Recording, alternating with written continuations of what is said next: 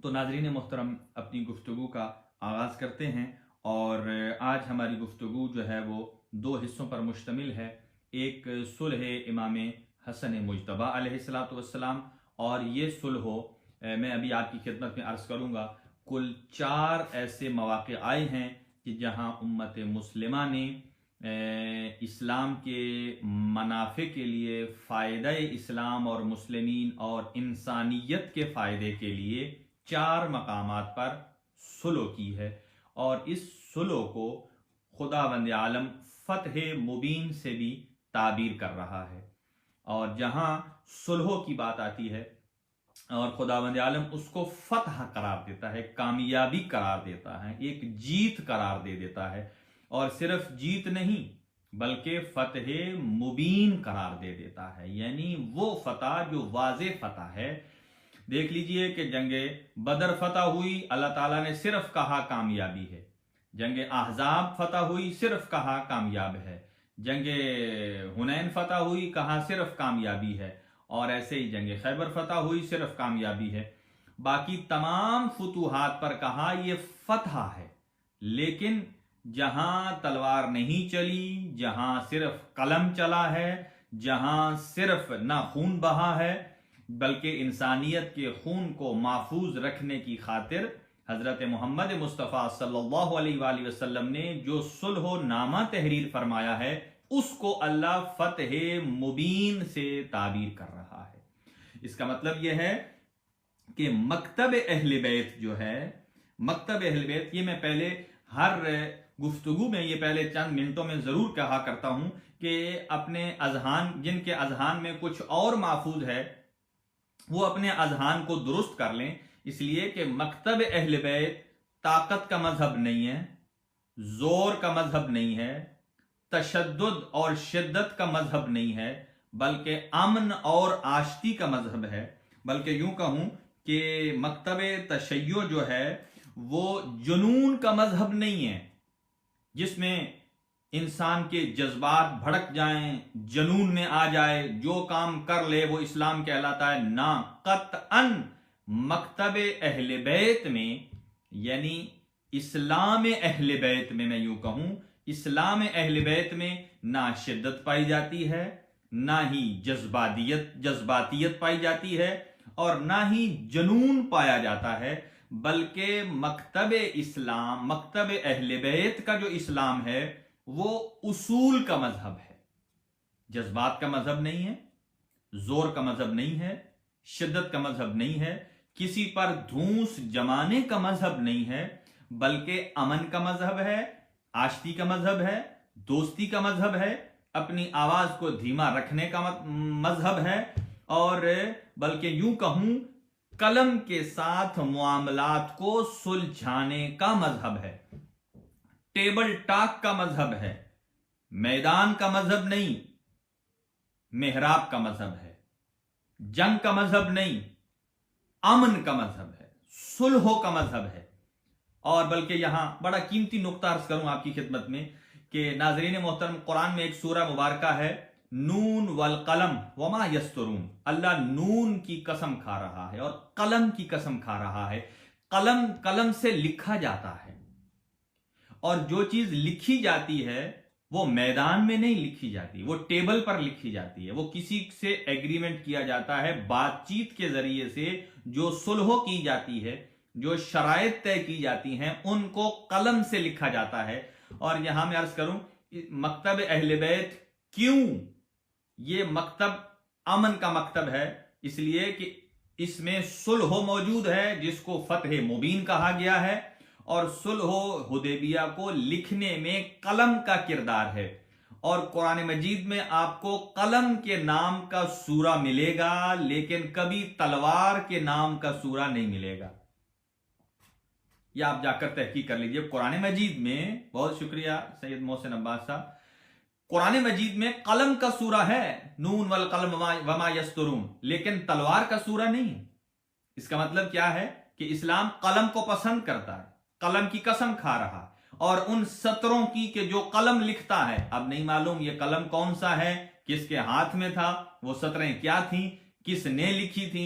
इसलिए दुनिया कातिब वही किसी और को कहती है, जबकि रसूल ने कोई सनद लिखवानी हो तो हजरत अली से लिखवाते हैं। तो यहां यह बात भी वाज़ेह हो जाती है, कातिब वही उसे कहा जाता है कि जो जिस पर वही नाजिल होती है साहिब वही के साथ साथ रहे। इसलिए कातिब के इल्म में नहीं है कब जिब्राइल आ जाए, कब अल्लाह की तरफ से वही आ जाए। मैं हर वक्त आमादा रहूं लिखने के लिए। लेकिन सुलह हुदैबिया के मौका पर जब जिब्राइल आयात मजीदा फतह मुबीन कर लेकर आए, तो आप मुझे ये बताइए, क्या इन्ना फतहना लक फतहन मुबीना की ये आयत नहीं है? यकीनन आयत है, कुरान का हिस्सा है। तो अगर किसी ने इसको लिखना था, कातिब वही था, तो लिखा क्यों नहीं? ये आयत कब आई है? ये फतह मुबीन के मौका पर आई है, सुलह हुदैबिया के मौका पर, जिस सुलह हुदैबिया की तहरीर को हजरत अली इब्न अबी तालिब अलैहिस्सलातु वस्सलाम ने लिखा है। इसका मतलब यह है कातिब वही हजरत अली इब्न अबी तालिब अलैहिस्सलातु वस्सलाम है, कोई और कातिब वही नहीं है। इसलिए वही को लिखता वही है कि जो जुबाने वही समझता है। और एक और जुमला अर्ज करूं, वही को वही लिख सकता है जिसने जुबाने साहिबे वही को चूसा हुआ हो। वो जानता है कि हिकमत क्या है और वही किस लबो लहजे में आई है।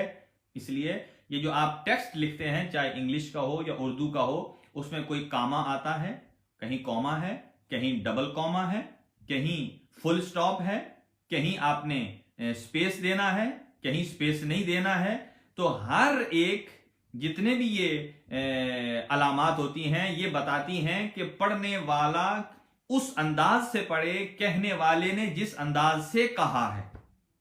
अगर फुल स्टॉप है, इसका मतलब यह है पढ़ने वाले ने यहां सेंटेंस को कंप्लीट कर दिया।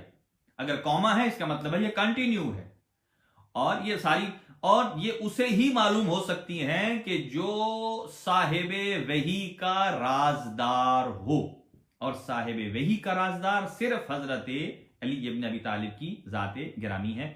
तो मैं अर्ज कर रहा था कि इस्लाम ना लड़ाई का मजहब है, मकतब अहले बैत ना शिद्दत का मजहब है, बल्कि ये सुलह और अमन का मजहब है, जिसको हजरत इमाम हसन मुज्तबा अलैहिस्सलातु वस्सलाम ने भी तज़किरा इसको सुलह में तब्दील किया है। अलबत्ता दो मौजू मेरे पेश नज़र हैं। एक मौजू तो आज का है जो कि जंग बदर है। अलबत्ता मैं प्रेफर करूंगा कि मैं उसको आपकी खिदमत में पेश करूं। अलबत्ता ये मैं तमहीदन थोड़ा अर्ज करना चाहता हूं कि ये जो मेरे नए नाजरीन हैं, सुनने वाले, वो इस बात को जहन में रखें कि जब सुलह इमाम हसन को देखते हैं, मकाम इमाम हसन को देखें, तो ये बात अपने जहन नशीन कर लें कि खिलाफत राशिदा अलग है और मुलूकियत अलग है। जिस पर एक बहुत बड़ी किताब लिखी गई है, खिलाफत और मुलूकियत, यानी मकतब अहले बैत में। ये मैं आपको एक कीमती नुक्ता दे रहा हूं, जो मेरे नौजवान हैं वो अगर समझना चाहते हैं कि दीगर मकातिब में खलीफा अलग है, इमाम अलग है, बादशाह अलग है और हुज्जत खुदा अलग है, यानी बाकी मकातब में हर चीज अलग अलग है। यानी खलीफा अलग, बादशाह अलग, इमाम मजहब का अलग, फिक्र का इमाम अलग और काजी अलग। और मकतब अहले बैत वो है कि एक ही फर्द है, वही हुज्जत खुदा है, वही खलीफतुल्लाह है, वही इमामुल नास अजमाइन, हर लोगों पर इमाम है, वही साहिब शरीयत का जाननशीन है, वही शरीयत का दिफा करने वाला है, और वही है कि जिसके सदके से इस्लाम हम तक पहुंचा है। यानी इस्लाम में खिलाफत भी वही है, बादशाहत भी वही है, जैसा कि हजरत रसूल खुदा सल्लल्लाहु अलैहि वसल्लम में थी। और उसके बाद हजरत अली अलैहिस्सलातु वस्सलाम, सारे आइम्मा ताहरीन जो हैं वो हमारे इसी सिलसिले से गुजरे हैं। हाँ, वो अलग बात है कि कोई इमामत को माने या ना माने, उससे इमाम हसन की इमामत पर कोई फर्क नहीं पड़ता। और ये बात भी याद रखिए कि खिलाफत राशिदा जो है वो 30 साल का दौरानिया है, वो इमाम हसन मुजतबा की 6 महीने की हुकूमत को बीच में शामिल करते हैं, तो जाकर 30 साल वाली वो हदीस पूरी होती है उनकी, जो कहते हैं कि रसूलुल्लाह के बाद 30 साल जो हैं ये हुकूमत करेंगे। लेकिन खिलाफत राशिदा के बाद क्या इस्लाम खत्म हो गया? क्या लोगों के मामलात खत्म हो गए? नहीं, आज भी इस्लाम मौजूद है, अपनी शद्दोमत के साथ मौजूद है, लेकिन जो उस वक्त उलिल अमर था वही इंटरप्रिटेशन उलिल अमर की आज भी है। और अगर उससे पहले उलिल अमर कुछ और हों और इमाम हसन अलैहिस्सलाम के बाद उलिल अमर की तफसीर कुछ और हो जाए, तो ये बातें बिल्कुल मुतज़ाद हैं। ये बात याद रखिए कि जो खिलाफत राशिदा है उसका दौरानिया वो 30 साल तक करते हैं, और उसके बाद से जो है वो शुरू हो जाती है मुलूकियत। और ये दो अलग अलग सब्जेक्ट हैं। अलबत्ता जो इमाम हसन मुजतबा अलैहिस्सलाम ने सुलह की थी, ये कतअन बात गलत है। मैं आपकी खिदमत में हिस्ट्री बयान कर रहा हूं, क्योंकि मेरा काम यह है कि आप तक हकायक पहुंचाना, तारीख के मुख्तलिफ जाविये से मैं गोशा व किनार से आप तक वो इंफॉर्मेशन पहुंचाता हूं। ये हिस्ट्री है, हिस्ट्री तारीख है, जो तारीख के अंदर सब कुछ मिलेगा आपको। और इमाम हसन कहा जाता है कि इमाम हसन मुजतबा अलैहिस्सलाम ने मुआविया इब्न अबू सुफियान की बैअत कर ली थी। ये बात सरासर गलत है। बात इसके बरअक्स है कि मुआविया इब्न अबी सुफियान ने सुलहनामे के लिए जो खाली पेपर भेजा था, उस खाली पेपर के लिए कहा जो मर्जी है आपकी, आप लिखिए इमाम हसन मुजतबा। तो जो चाही हजरत इमाम हसन मुजतबा ने शराइत को लिखी, तो मर्जी इमाम हसन मुजतबा की चली है, और तरफ मुखालिफ को बिला चूनो चरान एक्सेप्ट करना पड़ा। लिहाजा एक एतबार से अभी आपकी खिदमत में अर्ज करता हूं कि सुलह की शराइत क्या थी और किन शराइत पर इमाम हसन मुजतबा ने सुलह की, और उसकी नताइज क्या रहे हैं, और आज तक उसके नताइज क्या रहे हैं। और ये जो कहा जाता है कि मकतब अहले बैत जो है वो सरासर किसी के साथ ज्यादती करता है, कतन ऐसा नहीं है, बल्कि मकतब अहले बैत के अफराद मजलूम वाक़े हुए हैं हर जमाने में। इसलिए कि रसूल खुदा सल्लल्लाहु अलैहि वसल्लम के बाद हजरत अली अलैहिस्सलाम के लिए जो है वो हत्ता मिंबरों से जो जुबान इस्तेमाल होती थी वो कोई अदबी जुबान नहीं थी। ये मैं इस्तेमाल कर रहा हूं, लफ्ज इस्तेमाल कर रहा हूं, वो दुश्नाम बाजी थी, और वो इमाम अली इब्न अबी तालिब अलैहिस्सलाम की जात की बारे में हतक और तौहीन शुमार होती थी। क्या उस टाइम कोई मौजूद नहीं था सहाबा किराम में से? क्या उस टाइम कोई मौजूद नहीं था तबा ताबेईन में से या ताबेईन में से? क्या उस टाइम कोई ऐसा मुसलमान बाज़मीर मौजूद नहीं था जो किसी को कहे कि जैसे बाकी 3 खुलाफा थे वैसे ही एक हजरत अली इब्न अबी तालिब अलैहिस्सलाम भी इमाम रहे हैं, खलीफा रहे हैं? कम अज कम इनके लिए ये क्या वजह है कि किसी और के लिए मीठी जुबान इस्तेमाल हो और हजरत अली इब्न अबी तालिब अलैहिस्सलाम के लिए गलीज जुबान इस्तेमाल हो? ये तारीख के औराक में लिखा हुआ है, इसको आप इनकार नहीं कर सकते। लेकिन लम्हे फिक्रिया ये है क्या कि रसूलुल्लाह सल्लल्लाहु अलैहि वसल्लम के बाद पहले 25 साल को आप बिल्कुल फरामोश कर देते हैं, उसको कहते हैं सब अच्छा है, सब अच्छा है। लेकिन हजरत अली अलैहिस्सलाम के जमाने में जब आपको जंगों में उलझा दिया जाता है और आपके खिलाफ जो जुबान इस्तेमाल की जाती है, इंतहाई गलीज जुबान इस्तेमाल की जाती है, तो क्या कोई नहीं था किसी को रोकने वाला? अगर वो कातिबे वही था तो फिर लोगों को समझना चाहिए कि कातिबे वही को मालूम होता है कि कुरान में कौन कौन सी आयत ऐसी है कि जो इस शख्स के बारे में है जिसे मैं अपनी गालम गलोच का निशाना बना रहा हूं। इसमें तो अल्लामा फखरुद्दीन राजी जो हैं, जिनको इमामुल मुशक्किकीन कहा जाता है, इमामुल मुशक्किकीन इसलिए कहा जाता है, कुरान मजीद में जो भी आयत आती है उसके बारे में वो मुख्तलिफ अकवाल लिख देते हैं कि ये भी कहा जाता है, ये भी कहा जाता है। कोई अच्छे भले सीधे सादे जहन वाला आदमी भी जो है वो अगर फखरुद्दीन राजी साहब की तफसीर को पढ़ ले, इब्ने कसीर को, तो वो शक में पड़ जाता है कि इस आयत का ये मतलब है या वो मतलब है, ये मतलब है या वो मतलब है।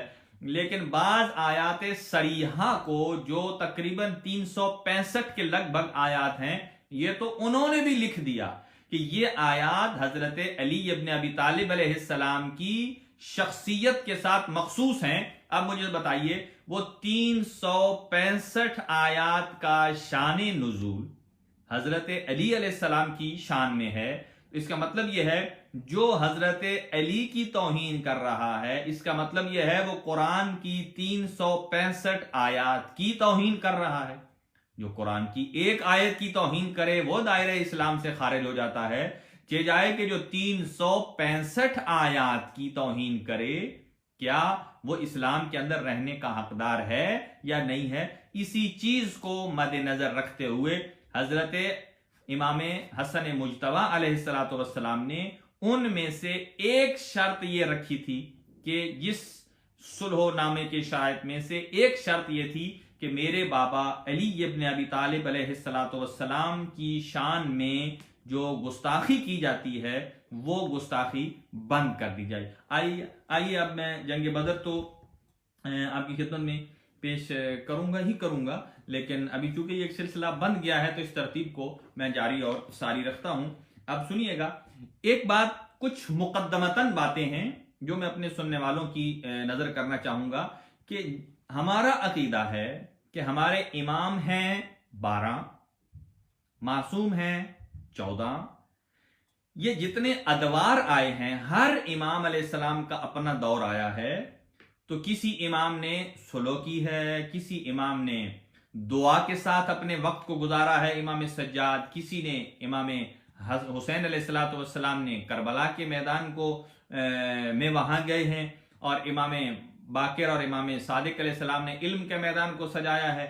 इमाम काज़िम अलैहिस्सलातु वस्सलाम को कैद में रखा गया। हर इमाम का जो दौर है, ये बात याद रखिए कि दौर मुख्तलिफ हो सकते हैं, लेकिन हर इमाम की पॉलिसी एक ही है। चूंकि वो पॉलिसी इमाम की जाती नहीं है, इस्लाम की पॉलिसी है, रसूल इस्लाम की पॉलिसी है और अल्लाह की पॉलिसी है। ये मैं क्यों अर्ज कर रहा हूं, मैं थोड़ा सा और इसे खोलता हूं अपने नौजवानों के लिए, और वो ये है, ये बात याद रखिए कि अगर मैंने कहा है कि अदवार जो हैं, आइम्मा के अदवार में तजाद है मगर किरदार में तजाद नहीं है। तजाद मतलब क्या है? कंट्रडिक्शन। कि अगर इमाम हुसैन अलैहिस्सलाम के जमाने में इमाम हसन होते तो वही काम करते जो इमाम हुसैन अलैहिस्सलाम ने किया था, और अगर इमाम सज्जाद अलैहिस्सलाम के जमाने में इमाम हुसैन होते तो वही काम करते इमाम हुसैन जो इमाम सज्जाद अलैहिस्सलाम ने किया, और अगर इमाम सादिक अलैहिस्सलाम इमाम हसन के जमाने में होते तो वो भी वही काम करते जो इमाम हसन अलैहिस्सलाम ने किया था। यानी किरदार आइम्मा में कोई तजाद नहीं है, बल्कि दौर मुख्तलिफ हैं। हर दौर के तकाजे के मुताबिक हर इमाम ने जो अमल किया है वो ऐन हक है और इस्लाम के ऐन मुताबिक है, तालीमात कुरान और अहले बैत के 100% मुवाफिक है। इसलिए कि कुरान सामित की हकीकी जो तशरीह की जाती है और जिसने करनी है वो यही हुज्जत खुदा है। तो आइम्मा के अदवार में तजाद है, दौर मुख्तलिफ हैं। किसी इमाम का दौर की हिकमत ये थी, किसी इमाम के दौर की हिकमत ये थी। बल्कि यूं कहूं कि हजरत रसूल खुदा सल्लल्लाहु अलैहि वसल्लम के जमाने में दोनों चीजें मौजूद हैं। आपने मैदान जंग को भी सजाया और आपने सुलह भी की। इसका मतलब यह है, जब इमाम फरमाते हैं, रसूल खुदा फरमाते हैं कि हसन मुझसे है मैं हसन से हूं, या फरमाते हैं हुसैन मुझसे है मैं हुसैन से हूं, इसका मतलब यह है कि जो जो किरदार इमाम हसन अलैहिस्सलाम का किरदार अलग था जिसमें आपने इस्लाम के लिए सुलह की, और इमाम हुसैन अलैहिस्सलाम का किरदार मुख्तलिफ था जिसमें आपने दीन की बका के लिए जंग का इक़दाम किया। तो ये दोनों चीजें ऐसी हैं कि जो रसूलुल्लाह की जिंदगी में मौजूद हैं। सुलह हुदैबिया इमाम हसन की तासी में और पैरवी में, और उसमें इमाम ने पैरवी की और वो किरदार नजर आया। रसूल इस्लाम के किरदार के बाद इमाम हसन का किरदार सुलह हुदैबिया की शक्ल में नजर आता है, और रसूलुल्लाह की जिंदगी में जो जंगें हुई थी उनमें जहां कॉम्प्रोमाइज नहीं था, वहां आपने इमाम हुसैन अलैहिस्सलाम का किरदार जो है उसमें रसूलुल्लाह का किरदार नजर आता है। अब देख लीजिए, मैं आपकी खिदमत में वो माहौल पेश करता हूं कि जिस माहौल पर इमाम हसन मुज्तबा अलैहिस्सलाम ने सुलह की थी। ये शराइत आप अपने जहन में रखिए और फिर मैं इंशाअल्लाह आपके पास आता हूं उसके लिए जंगे बदर के उन्वान से। चूंकि मेरे पास वक्त है, मैं जल्दी जल्दी इसका खुलासा करूंगा। और लश्कर की तैयारियां, इमाम हसन मुज्तबा अपने बाबा के बाद, ये बात याद रखिए कि जंगे बदर जो मैं कह रहा हूं, ये जंगे बदर का तज़किरा इंतहाई जरूरी है। क्यों जरूरी है आप पूछेंगे, क्या बात है, क्यों जरूरी है? वो एक जमाने में थी, चली गई? नहीं, उस जंगे बदर के बाद जो इस्लाम की पहली जंग थी, वही एक सबब बनी है कि जिसकी वजह से कुरैश ने, मुखालिफीन ने, मुशरिकीन कुरैश ने हजरत अली इब्न अबी तालिब अलैहिस्सलाम से बदला लिया है। आपके घर में जनाब फातिमा ज़हरा सलामुल्लाह अलैहा की तौहीन की है और वहां इन जुमलों का इजहार हुआ। और फिर करबला में, वाक़या करबला में भी इसका इजहार हुआ। इसलिए कि जब हजरत अली अलैहिस्सलाम के घर में जनाब फातिमा ज़हरा सलामुल्लाह अलैहा की जब तौहीन की गई, तो उस वक्त एक शख्स ने शाम में खत लिखा। किसको? इसी को, मुआविया इब्न अबी सुफियान को खत लिखा। कहा और किस बात के बाद खत लिखा? कि जब हजरत फातिमा ज़हरा सलामुल्लाह अलैहा की शान में गुस्ताखी की गई। कहा आज हमने अली से जंगे बदर का बदला ले लिया। यह जुमला क्या बताता है? यह जुमला बताता है वो लोग कि जिनकी पुरानी रिश्तेदारियां थीं हालत इस्लाम से पहले, जमाने जहालत में, वो उन रिश्तेदारियों को भी पाल रहे थे। और चूंकि जंगे बदर में उनके बड़ों बड़ों को इस्लाम की तरफ से हजरत अली अलैहिस्सलाम ने ही जो है वो तमाम किया था, तो वो बार बार ये कहते थे आज हमने अली से बदला ले लिया, आज हमने अली से। और एक ने ये जुमला लिखा कि हमने जंगे बदर का बदला अली से लिया। किस तरह? कि अली ने हमारे मर्दों को मारा था और अल-अयाज़ु बिल्लाह, और हमने खवातीन से बदला ले लिया है।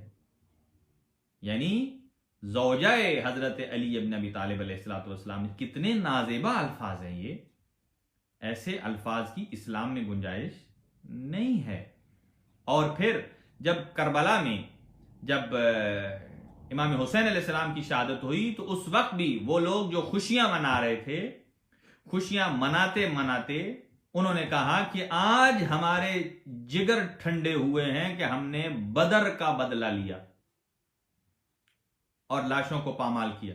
और फिर अगली बात कि जब इन असीरान अहले बैत को, जब ये काफिला कभी कूफा कभी शाम जब जाता था, उन बाजारों में, मैं मसाइब नहीं पढ़ रहा हूं, मैं सिर्फ एक हकीकत को आपकी खिदमत में पेश कर रहा हूं। वहां खुद इब्ने मंजर की रिवायत है। इब्ने मंजर इमाम सज्जाद अलैहिस्सलाम से ये कहता है, आका आपने सुना है हमने आपके लिए वहां मुश्किल हालात गुजरे हैं। और इमाम सज्जाद अलैहिस्सलाम के जुमले, ए इब्ने मंजर, मर्रू बिना फी महल्लतिल यहूद वन नसारा। कहा हमें ऐसे महल्ले से गुजारा गया कि जो मुसलमानों के महल्ले नहीं थे, और वहां भी जब अजियत दी जाती थी, पत्थर बरसाए जाते थे, तो ये कहते थे आओ आज आले मोहम्मद से बदर के बदले ले लो। इसका मतलब यह है कि जंगे बदर, जो कि मक्का से मदीना हिजरत के बाद इस्लाम की पहली एक मुकावमत थी, जंग थी इज़्ने खुदा से। कुरान मजीद ने सूरह मुबारक अनफाल में इसका पूरा एक नक्शा खींचा है। और वो जंगे बदर उस वक्त से लेकर हजरत अली अलैहिस्सलाम पे अजियत, और ऐसे ही इमाम हसन मुज्तबा अलैहिस्सलाम के जनाजे के साथ अजियत, और फिर इमाम हुसैन अलैहिस्सलाम से, और फिर ये सिलसिला आगे चलता रहा और ये बार बार यही कहा जाता रहा कि बदर, इसका मतलब यह है कि कुछ लोगों के जहनों में, बनी उमैया के दिलों में वो जंगे बदर के जख्म मौजूद थे कि जिनका बदला लेते लेते उन्होंने आइम्मा ताहरीन अलैहिस्सलाम को अजियतें दी। और हाँ, मैं अर्ज कर रहा था कुछ शराइत अर्ज करके फिर जंग बदर को आपकी खिदमत में पेश करता हूं। तो इस सुलह के असबाब क्या थे?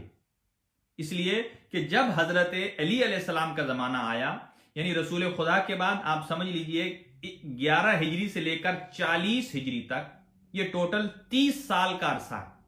इसमें से 5 साल आखिरी 35 साल से लेकर 40 हिजरी तक, 35 से लेकर 40 हिजरी तक खिलाफत और इमामत हजरत अली अलैहिस्सलाम की थी। और उससे पहले के जो 25 साल हैं वो खुलफा के थे। और वही 25 साल जो थे हजरत अली अलैहिस्सलाम ने इस्लाम की खातिर, दीन की खातिर और हुर्मत इस्लाम और कुरान की खातिर रसूलुल्लाह की वसीयत के मुताबिक खामोशी इख्तियार की। इसलिए अगर इस्लाम जज्बात का नाम होता, अगर इस्लाम शिद्दत का नाम होता, तो वो हजरत अली के जो फातिह खैबर थे, बद्र हुनैन थे, क्या उनके हाथ में 25 साल तक की वो अरसे में ताकत खत्म हो गई थी कि 35 से 40 हिजरी में फिर दोबारा आ गई? नहीं, ये अली का हाथ है जो मोजिज नुमा है। ये अगर चलता है तो वसीयत मुस्तफा पे चलता है, अगर रुकता है तो फरमाने मुस्तफा पे रुकता है। जो अल्लाह और उसका रसूल और कुरान कहता है, अली उस पर अमल करते हैं। अगर इस्लाम की हिकमत का तकाजा मैदान में इस्तेमाल, जुल्फिकार को इस्तेमाल करना है, तो अली इस्तेमाल करते हैं। और अगर इस्लाम के मकसद बाला की खातिर, यहां फिर बहुत सारे लोग एतराज करते हैं कि हजरत अली जो घर मौजूद थे, तो आप की जब जौजा को अजियत दी गई तो आप घर से बाहर क्यों नहीं निकले? ये वन साइडेड सवाल है मेरे दोस्तों, मैं इसका जवाब दे देकर थक गया हूं। लेकिन एक सवाल यह है कि जब अली इब्न अबी तालिब घर मौजूद थे, तो जो बाहर से आने वाले, अजियत देने वाले अगर मर्द थे, ये वही थे कि जिनको इस्लाम ने खैबर में औरत कहा है। अगर मर्द थे तो उनको मुकाबला मर्द से करना चाहिए था, हजरत अली इब्न अबी तालिब से मुकाबला करते। लेकिन उनका खवातीन पर हमला करना ये बताता है कि ये वो इस्लाम नहीं है कि जो रसूलुल्लाह ने इस्लाम दिया है। ये वो इस्लाम नहीं है। इन्होंने तो खवातीन के मकाम को पामाल किया है।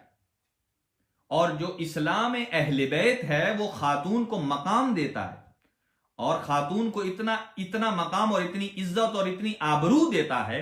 कहा कि खातून पर जंग भी नहीं है, वो घर में रहे, और अगर कहीं पाई जाए तो खातून के साथ दस्त दराजी करना या वहां तक जाने की जसारत करना भी इस्लाम में जुर्म शुमार होता है। लिहाजा इस्लाम ने खातून को एक बहुत अहमियत दी, इतना मकाम दिया है कि सैयदत निसाइल आलमीन का मकाम जो है वो मर्दों से भी ज्यादा है। जो दीगर मासूमीन के अलावा हैं उनसे भी जनाब फातिमा ज़हरा सलामुल्लाह अलैहा का मकाम बुलंद है। और आइम्मा ताहरीन का ये कौल कि बाकी दुनिया पर जब मुश्किल बनती है तो वो हमें वसीला बनाते हैं, और हम अहले बैत पर अगर कोई मुश्किल बनती है तो हम अपनी जद्दा फातिमा ज़हरा सलामुल्लाह अलैहा को अल्लाह की बारगाह में वसीला बनाते हैं। तो देख लीजिए, तो आखिरी जो 5 साल हैं हजरत अमीर के, उनमें जंगों में उलझाया गया। जंग नहरवान थी, जंग सिफीन थी, जंग जमल थी, और जितने सहाबा थे और हजरत अली अलैहिस्सलाम के मानने वाले थे, और वो उन्होंने जंग से थक हार गए, और कैफियत ये थी कि वो वर्शिकस्ता हो चुके थे। तो यहां सुलह के असबाब, एक सबब जो है पहला कि अगर इमाम हसन अलैहिस्सलाम सुलह ना करते तो क्या होता।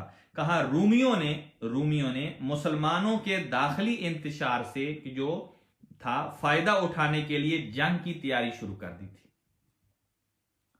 और इमाम मोहम्मद बाकिर अलैहिस्सलाम इरशाद फरमाते हैं कि अगर इमाम हसन मुज्तबा सुलह न करते तो इस्लाम को खतरा था। सिर्फ कूफे को नहीं, सिर्फ मदीने को नहीं, सिर्फ शाम को नहीं, इस्लाम को खतरा था। यह जुमला वही जुमला है कि जो हजरत अली की पॉलिसी थी कि इस्लाम की खातिर, कि जिसे ता कयामत जाना है, चंद अफराद के 1 2 3 कारनामों की वजह से इस्लाम को सरनगू नहीं होने देती ये हस्तियां, चाहे इनकी अपनी जान चली जाए। वो और हैं कि जो अपनी इस्लाम को कुर्बान करते हैं अपनी जान बचाने के लिए, लेकिन ये अहले बैत वो हैं कि जो इस्लाम की सरबलंदी के लिए अपनी जान को कुर्बान कर देते हैं। तो मकसद आला होता है। तो इमाम मोहम्मद बाकर फरमाते हैं अगर इमाम हसन सुलह ना करते तो इस्लाम को खतरा था। और तारीख याकूबी ने भी लिखा कि इमाम हसन अलैहिस्सलाम सुलह के बाद मुआविया इब्न अबी सुफियान को रूमियों के साथ भी सुलह करनी पड़ी, रूम के साथ भी सुलह करनी पड़ी। और उस सुलह में क्या तय हुआ कि सालाना 1 लाख दीनार, 1 लाख दीनार देने का पाबंद ठहराया रूमियों ने। किसको? मुआविया इब्न अबी सुफियान को। और उनके यहां ये शराइत चलती रही, रूमियों को बाकायदा सालाना 1 लाख दीनार देते रहे। उधर मामला दुरुस्त रहा। लेकिन इधर की बात यह है, और दूसरा सबब यह है कि लश्कर इस्लाम जो है वो सुस्त हो चुका था और सहाबा सुस्त, और 5 साल जंगों में रह रहकर तो कूफा में। और तीसरा सबब यह है कि कूफे के अंदर रहने वाले लोग मुख्तलिफ ज़हनियत के थे। उनमें से शेख मुफीद अलैहिर्रहमा के मुताबिक, शेख मुफीद जो है, ये मेरी रिसर्च है, शेख मुफीद अलैहिर्रहमा ने कहा कि 5 किस्म के लोग और 5 किस्म के माइंड कूफा में रहते थे। सुनिएगा। और इमाम हसन मुजतबा अभी तक कूफा में ही मौजूद हैं, चूंकि हजरत अमीरुल मोमिनीन ने जो दारुल खिलाफा बनाया था वो कूफा ही को बनाया था। और इंशाल्लाह आगे आने वाले अय्याम में, हजरत अमीर कायनात के अय्याम में, हम इस पर पूरी तफसील से डिस्कस करेंगे कि इमाम अली अलैहिस्सलाम ने अपने जो कैपिटल था इस्लामी ममलिकत का, उसको मदीना से कूफा क्यों शिफ्ट किया। जैसा कि पाकिस्तान में पहले दारुल खिलाफा कराची होता था, कराची के बाद फिर इस्लामाबाद हो गया। तो इस्लामाबाद क्यों तब्दील हुआ? कुछ रीजंस होंगे, कुछ वजूहात होंगी, और लिहाजा 25 साल दारुल खिलाफा रसूलुल्लाह के बाद मदीना रहा। लेकिन जैसे ही हजरत अली आए, फौरन दारुल खिलाफा कूफा को बना दिया। क्यों बनाया? ये हिकमत अली जानते हैं। इंशाअल्लाह आइंदा आने वाले एपिसोड में आपकी खिदमत में पेश किया जाएगा। तो शेख मुफीद फरमाते हैं कि कूफा में 5 किस्म के अफराद मौजूद थे जिनके ज़हनियत थी। पहली, वो लोग कि जो इमाम के खालिस शिया थे। उनकी पूरी एक लिस्ट भी है, अगर कोई लेना चाहता होगा तो मैं उसको दे भी दूंगा। कूफा में कौन कौन से जो असली इमाम अली अलैहिस्सलाम और इमाम हसन मुजतबा के शिया थे, फॉलोवर्स थे, जो इमाम के कौल पर, इमाम के फरमान पर जान देने के लिए आमादा थे और तैयार थे। एक किरदार। दूसरा, खवारिज। कौन खवारिज? जिनसे हजरत अली ने जंग नहरवान की थी, खवारिज से थी। और ये कौन लोग थे? ये भी मुआविया इब्न अबी सुफियान से लड़ाई करते थे। लेकिन क्यों लड़ाई करते थे? क्या ये कोई हजरत अली के तरफदार थे? नहीं। फिर क्यों लड़ाई करते थे? कहा कि ये बुग़्ज़ मुआविया की वजह से हजरत अली के साथ मिलकर जंग करना चाहते थे, इसलिए कि इनके अपने मकासद थे। वो इनके अपने मकासद थे। वो चाहते थे किसी तरीके से इमाम हसन मुजतबा क़याम करें और हम इनके साथ मिल जाएं और हम वो बदला लें, इसलिए कि जो मुआविया इब्न अबी सुफियान के साथ उनकी मुखालिफत थी। कहा हम उनसे, वो इमाम अली और इमाम हसन मुजतबा के हमदर्द नहीं थे, उनके अपने मकासद थे। 2 किस्म के जहन हो गए। तीसरा जहन, वो जो इसलिए जंगें करते थे, प्रोफेशनल लोग थे कि माले गनीमत मिल जाए। इसलिए कि सदर इस्लाम से लेकर बहुत सारे लोग ऐसे थे जो जंग में जाते ही माले गनीमत के लिए थे। आपकी हुस्न तबा के लिए एक जुमला अर्ज करूं, रसूल खुदा सल्लल्लाहु अलैहि वसल्लम के ज़माने में एक शख्स बार बार कहता था कि मुझे भी जंग पर ले जाइए, मुझे भी जंग पर ले जाइए। हजरत ने इनकार किया, लेकिन बहरहाल उसके इसरार पर जो है वो कहा चलो। लेकिन वो जानते थे कि जिस जंग में हजरत अली होते थे, दुनिया की ख्वाहिश होती थी कि हम उस जंग में जरूर शिरकत करें।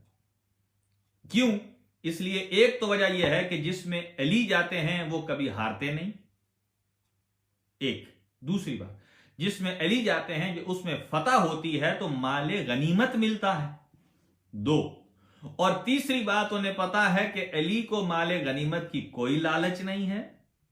अली वो सारे का सारा माल रसूलुल्लाह को दे देते हैं, रसूलुल्लाह असहाब में तकसीम कर देते हैं। ये जुमला तो शिबली नौमानी ने अल फारूक में भी लिख दिया कि जब जंग खैबर फतह हुई तो असहाब के बच्चे घरों में सोने की टिकियों से खेलते रहे और हजरत अली के घर में फाके थे, जिसके बलबोते पर जंग खैबर फतह हुई। तो क्यों जाते थे? अच्छा, वो सहाबी जो हैं वो जाने लगे और कहा ठीक है आप चले जाइए। और जब वापस आए तो जंग जीत चुके थे, तो उनके हिस्से में एक गधा आया, गधा जानवर जो सवारी मिली।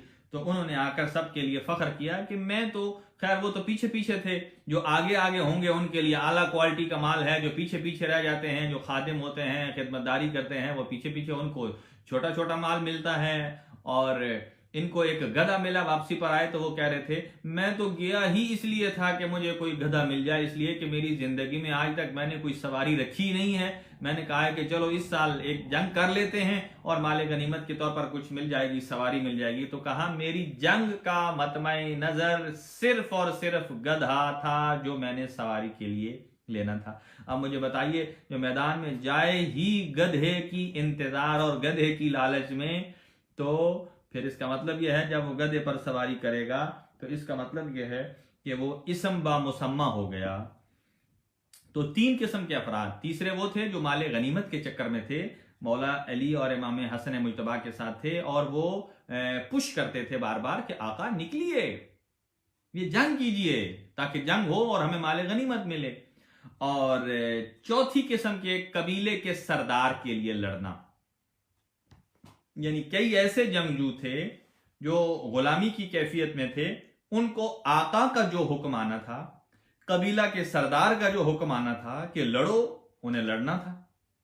उनके माइंड में यह बात नहीं है कि हम हक के लिए लड़ रहे हैं, बातिल के लिए लड़ रहे हैं, किसके लिए, कोई मकसद नहीं है, सिर्फ यह कि कबीले के सरदार ने कहा। और पांचवें किस्म के वो लोग थे जिन्हें कहा जाता है मुशक्किकीन, और ये आजकल भी बहुत ज्यादा है। मुशक्किकीन उसे कहते हैं कि जिसकी कोई मुस्तकिल राय नहीं होती, जो हर टाइम कंफ्यूजन में रहता है, हर टाइम मुजब्जब रहता है, शक में रहता है कि ये बात सही है, ये बात सही है, कुरान सही है, असहाब सही है, अहले बैत सही है, असहाब सही है। वो हमेशा इसमें रहेगा कि मैं असहाब को मानूं या अहले बैत को मानूं।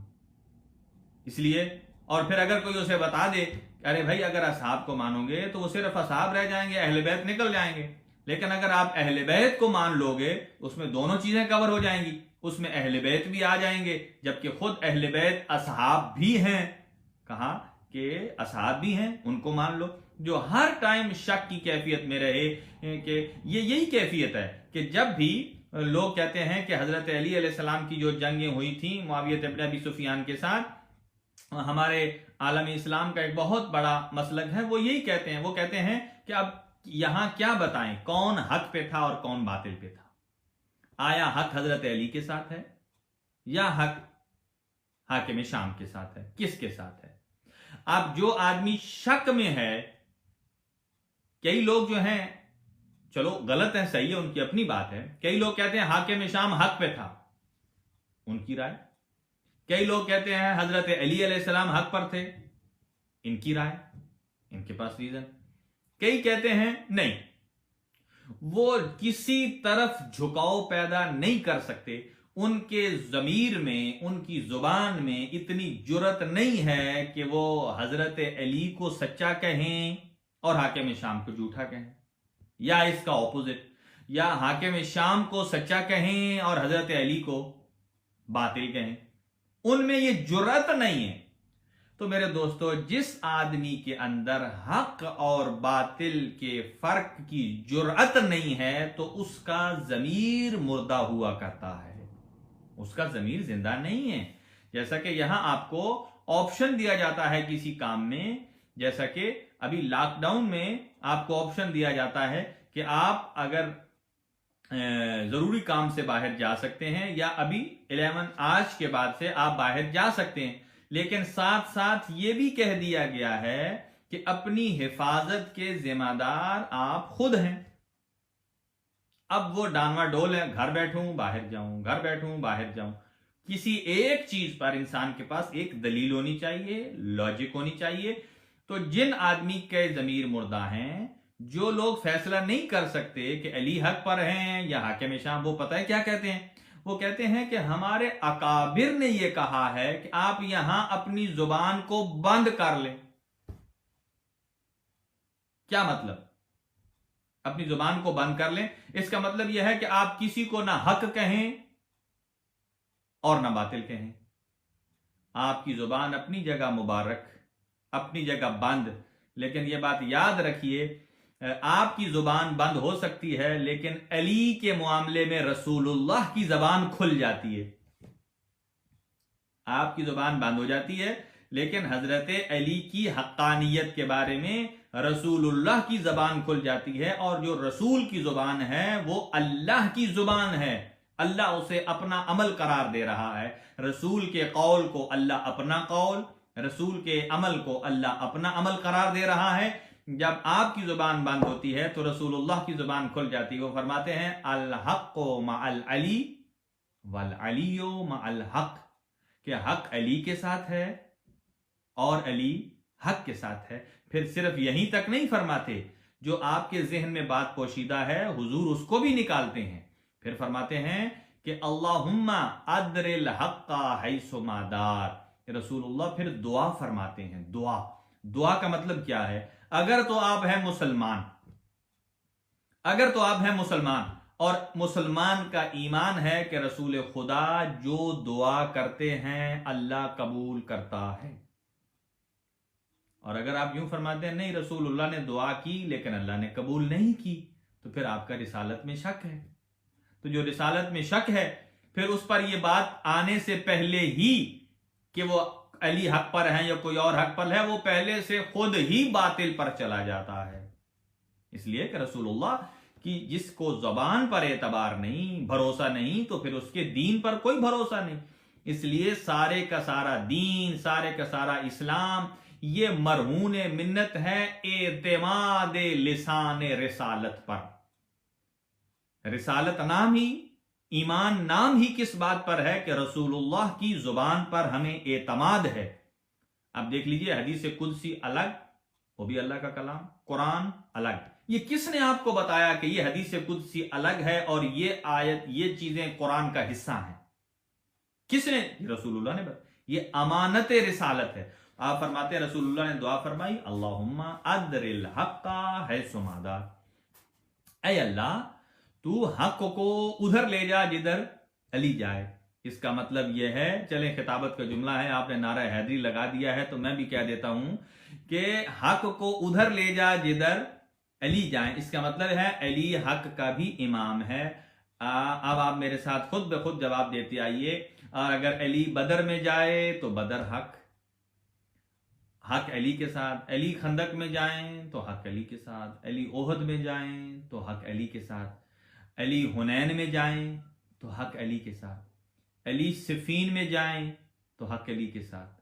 ये कैसी बात है कि खैबर, बदर, हुनैन, जितने गज़वात हैं, तबूक, उन सब में अली जाए तो हक उसके पीछे पीछे वहां जाए। लेकिन 25 साल के फासले के बाद, रसूलुल्लाह सल्लल्लाहु अलैहि वसल्लम के बाद, अब जहां अली जाते हैं हक उधर क्यों नहीं जाता? अब हक क्यों नहीं जा रहा?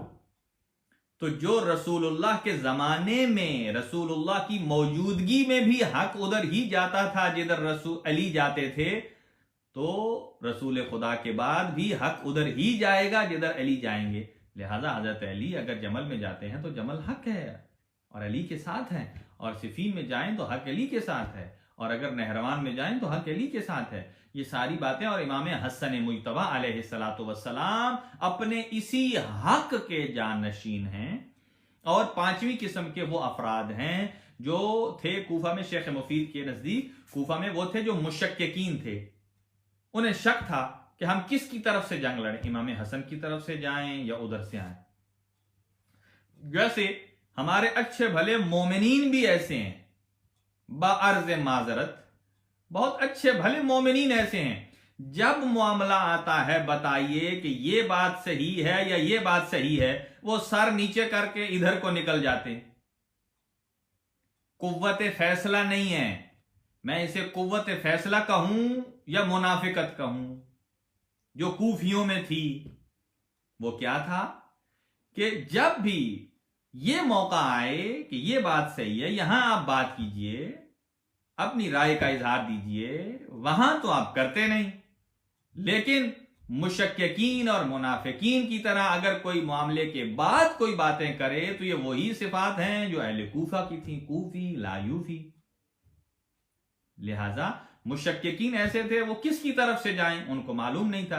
वो कहते हैं अगर इमाम हसन की तरफ से जाएंगे तो हाकिम शाम के बंदे हमें अजियत देंगे और वो हमें नुकसान पहुंचाएंगे, और अगर हम उधर से जाते हैं, लेकिन हक तो जानते थे कि इमाम हसन मुज्तबा के साथ है, फिर हम जन्नत से महरूम रह जाएंगे, जनाब सैयदा की शफाअत से महरूम रह जाएंगे। वो कहते थे अब किधर जाएं हम, अगर फकीर हाकिम शाम के साथ जाते हैं तो जन्नत से गए, दोज़ख मुकद्दर, दुनिया में माल मिल जाएगा, दुनिया में कोई अजियत नहीं करेगा, लेकिन आखिरत में जन्नत से महरूम। लेकिन अगर हम जाते हैं इमाम हसन मुज्तबा के साथ, जन्नत तो मिलेगी लेकिन दुनिया में मुआविया नहीं छोड़ेगा, उसके कारिंदे नहीं छोड़ेंगे, वो पकड़कर अजियत करेंगे।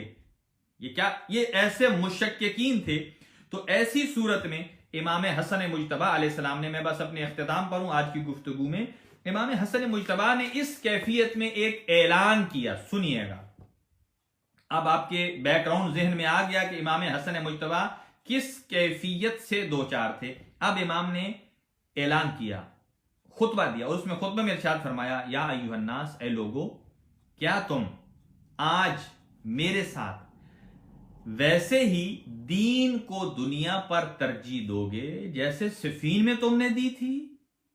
यह जुमला क्यों कहा हजरत ने, इसलिए मिसाल सिफीन की क्यों दी, ना जमल की दी ना नहरवान की दी, सिफीन की दी। कहा आज जैसे, इसका मतलब है कि जो मौला अली के साथ सिफीन में थे उन्होंने दीन को तरजीह दी थी दुनिया पर, और जो मुआविया इब्न अबी सुफियान के साथ चले गए थे उन्होंने दुनिया को तरजीह दी थी दीन पर। इमाम हसन मुज्तबा ने फरमाया, ए लोगो, क्या तुम आज मेरा साथ देकर तुम अपने दीन को दुनिया पर फौकियत देना चाहते हो, करोगे? अभी तक कोई जवाब नहीं आया था पब्लिक की तरफ से, वो हूं हां मुशक्किकीन में थे। फिर हजरत ने एक और जुमला कहा, मुआविया इब्न अबी सुफियान ने सुलह का तकाजा किया है जो कि मेरी शान के खिलाफ है, तो तुम तलवारें नियाम से बाहर निकालोगे या सुलह करोगे। ये इमाम अलैहिस्सलाम का खुतबा था, तलवारें नियाम से निकालोगे या सुलह करोगे। तो सब ने यक जुबान होकर कहा, अलबका अलबका अलबका, कि हमें बाकी रहना है, हमें सुलह चाहिए, हमें जंग नहीं चाहिए, बस हमें इस कैफियत में। जब ऐसा हुआ तो फिर इमाम हसन मुज्तबा ने मुआविया इब्न अबी सुफियान की तरफ से जो आया शराइत का, तो अपने जद्द बुजुर्गवार इमाम रसूल खुदा सल्लल्लाहु अलैहि वसल्लम की पैरवी करते हुए इमाम ने जो सुलहनामे की शराइत लिखी, बस मैं सिर्फ शराइत पढ़ूंगा, टाइम थोड़ा है, दुआ भी मांगनी। पहली शर्त यह थी कि किताब खुदा और सुन्नत रसूल के मुताबिक अमल होगा, पहली शर्त यह थी। अब एक एक शर्त पर डिस्कस हो सकती है। इसका मतलब यह है कि इमाम हसन बताना चाहते थे कि आज से पहले ना कुरान पर अमल हो रहा है और ना सुन्नत रसूल पर अमल हो रहा है। और दूसरी शर्त यह थी कि यजीद को अपना जाननशीन मुकर्रर नहीं करेगा, कौन? मुआविया इब्न अबी सुफियान। तीसरी शर्त यह थी कि मेरे बाबा और मोमिनीन अमीरुल मोमिनीन अली अलैहिस्सलाम पर सब और शतम नहीं की जाएगी। चौथी शर्त यह थी कि कूफे का जो बैतुल माल है वो मुस्तस्ना होगा, वो मेरे इख्तियार में होगा।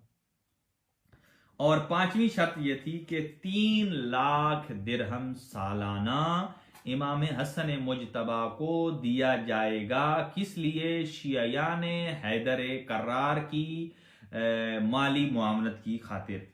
और छठी शर्त यह थी कि बनी हाशिम को अतियात में बनी अब्दुशम्स पर तरजीह दी जाएगी। यानी बनी अब्दुशम्स जो थे उनको अतियात ज्यादा नहीं बल्कि बनी हाशिम को तरजीह दी जाएगी। और सातवीं शर्त यह थी कि जो जो अमीरुल मोमिनीन के मानने वाले जंग जमल और सिफीन में मौला अली के हमरकाब और उनकी तरफ से होकर लड़े थे और जो शहीद हो गए थे, उन शहीदों की औलाद को 10 लाख दिरहम तकसीम किया जाए। इसलिए उनकी अजवाज हैं, बेवाएं हैं, उनके बच्चे हैं, उनकी तालीम है, सर्वाइवल है, जिंदगी गुजारने का 10 लाख दिरहम उनमें तकसीम किए जाएं। और आठवां, अहले कूफा और शियायान अली की जान अमान में हो, हर जगह, चाहे वो शाम में हो, कूफे में हो, मदीना में हो, मक्का में हो।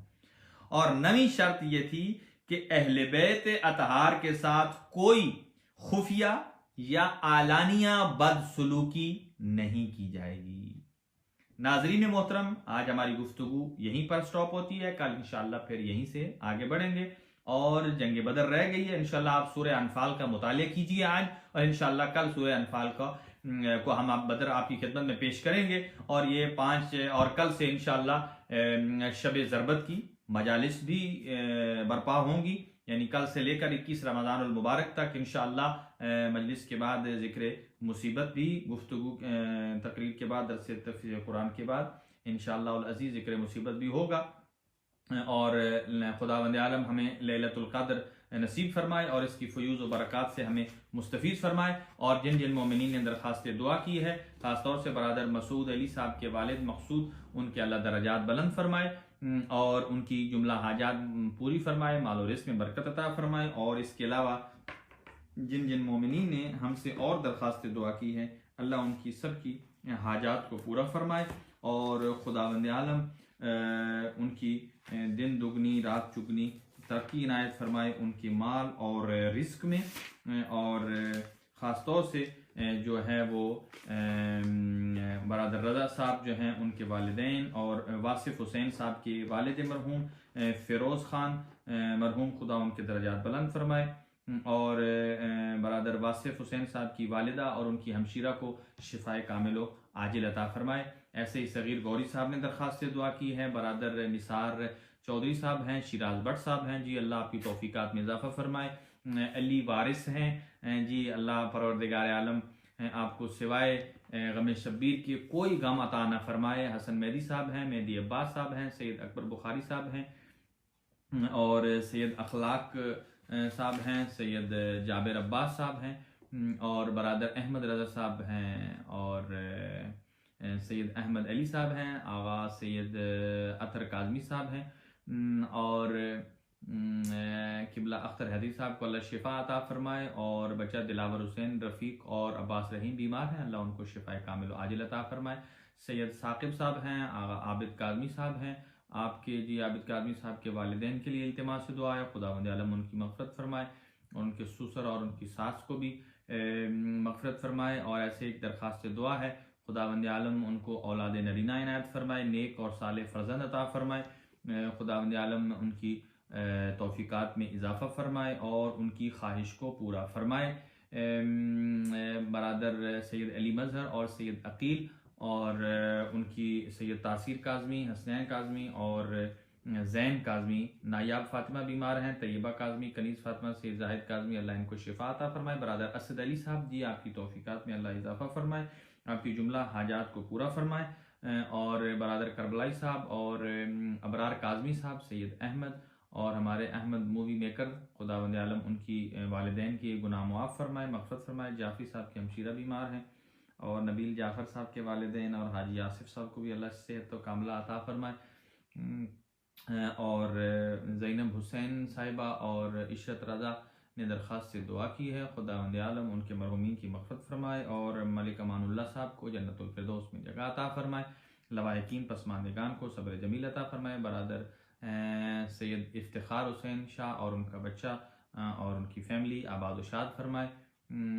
और ऐसे ही हम गज़नफ़र बुखारी साहब मरहूम के गुनाह मुआफ़ फरमाए, उनकी अहलिया फैमिली बच्चे बीवी और पोते पोतियाँ नवासे सबको अल्लाह अपनी हिफ्ज़ अमान में रखे और उनकी दिली अज़ाइम जितने भी हैं उनको पूरा फरमाए। शमीम जैदी साहब और ज़हीर नकवी साहब को भी सेहत अता फरमाए। हमशीरा अतर साहब हैं और इस्माइल मुग़ल चंगेज़ साहब ज़ैबुन्निसा मोमिना हैं, मज़हर अली हैं, अल्लाह इनको शिफ़ाए कामिल व आजिल अता फरमाए। अली रज़ा बुखारी साहब जो हैं अल्लाह ताला उनके वालिदैन के गुनाह मुआफ़ फरमाए, उनकी तौफ़ीक़ात में इजाफ़ा फरमाए। ज़ुल्फ़िकार मूसा साहब और उनकी फ़ैमिली अहलिया को सेहत और तंदुरुस्ती, उनके वालिदैन की मग़फ़िरत फरमाए। ऐसे ही मोहम्मद हुसैन शाह साहब को और उनकी अहलिया फैमिली बच्चे सबको आबाद व शाद फरमाए। रिजवान रोजी साहब तौक़ीर शाह साहब की तौफ़ीक़ात में इजाफ़ा हो और सैयद इरशाद हुसैन शाह साहब को शिफ़ाए कामिल व आजिल अता फरमाए। इंतखाब ज़ैदी साहब हैं, ग़ुलाम हानी साहब और सैयद मोहसिन रज़ा साहब और सैयद मोहसिन अब्बास साहब माशाल्लाह और ज़ैगम अब्बास साहब इटली से, अदनान हैदर हैं और महबूब हुसैन कनाडा से, एक मोमिना हैं ऑस्ट्रेलिया से, जमाल हुसैन बंगश साहब, अल्लाह आपकी तौफ़ीक़ात खैर में इजाफ़ा फरमाए। और जनाब अस्करी शाह साहब, निसार भाई और असगर जैदी साहब ने दरख्वास्त से दुआ की। बरादर बाक़िर मुज़फ़ी साहब, नासिर नकवी साहब, शेख मोहम्मद जामिन साहब और जी बहुत शुक्रिया अतर काज़मी साहब, अल्लाह आपकी तौफ़ीक़ात में इजाफ़ा फरमाया। इंशाअल्लाह आप ऐसे ही हमारे लिए दुआ गो रहें। और इमरान साकिब हैं और सैयद अकबर बुखारी, मज़हर बुखारी और उनके वालिदैन और सैयद अज़हर बुखारी के दर्जात बुलंद फरमाए। सैयद ज़ाकिर हुसैन, सैयद एजाज़ हैदर और सैयद अलमुल हुदा और मोमिन मुर्तज़ा और गुलबाज हुसैन शाह, वजाहत हुसैन साहब ने कोरिया से, सग़ीर गौरी साहब और उनकी फ़ैमिली के जितने भी बेटे बेटियां बेटे बच्चे और वाइफ सबको शिफ़ाए कामिल व आजिल अता फ़रमाए और आबाद व शाद फ़रमाए। नाज़रीन मोहतरम, अभी वक्त तमाम हुआ चाहता है और 2-3 मिनट हैं इफ्तार में। खुदावंद आलम आपको इस माह मुबारक की फ़यूज़ व बरक़ात में से हिस्सा कसीर अता फ़रमाए। अपना बहुत बहुत ख्याल रखिएगा और इंशाअल्लाह कल से शब ज़रबत की इंशाअल्लाह मजलिस भी होगी और दुआए तवस्सुल के साथ भी आपकी खिदमत में हाजिर होंगे। और अपना बहुत बहुत ख्याल रखिएगा। कल तक इंशाअल्लाह आपसे इजाज़त चाहते हैं। वसल्लल्लाहु अला सय्यिदिना मुहम्मदिन व आलिहि त्ताहिरीन।